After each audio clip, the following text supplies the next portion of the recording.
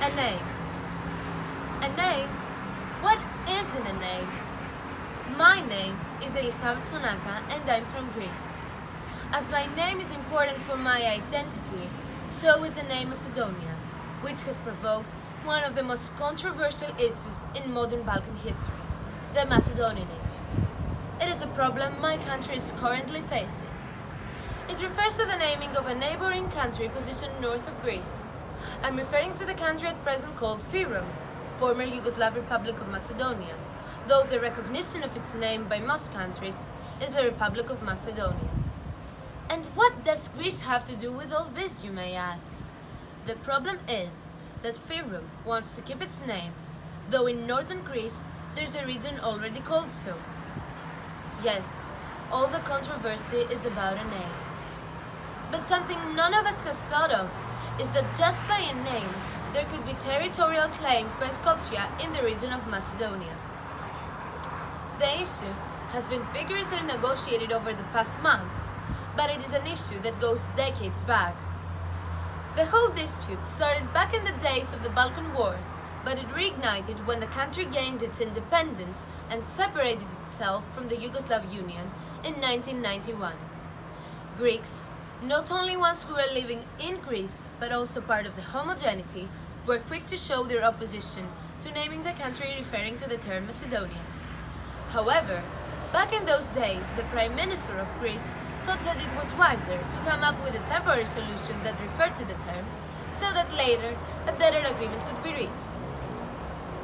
You may be thinking, it's just a name, why such a problem? Firstly, accepting this country as Macedonia comes to opposition with our history.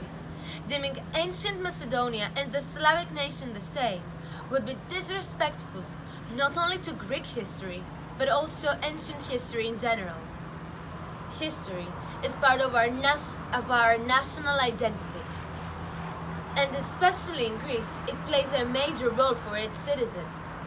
In addition, Slavic people who deem themselves Macedonians claim that they are descendants of Alexander the Great and his people, and that we, Greek people, have stolen their land.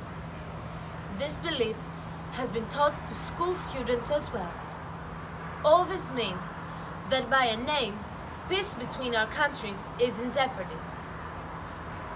The matter hasn't been managed for several years now, although both Greek and Skopjean peoples are disappointed by the current situation.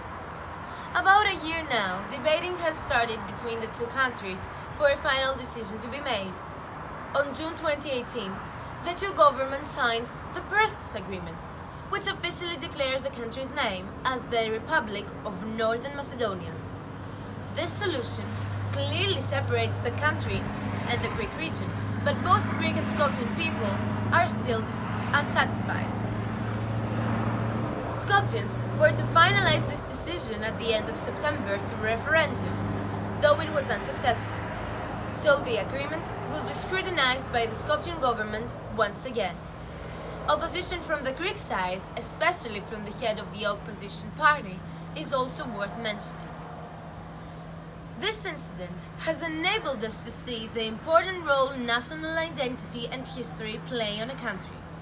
As Milosevic once said, the loss of national identity is the greatest defeat a nation can know, and it is inevitable under the contemporary form of colonization.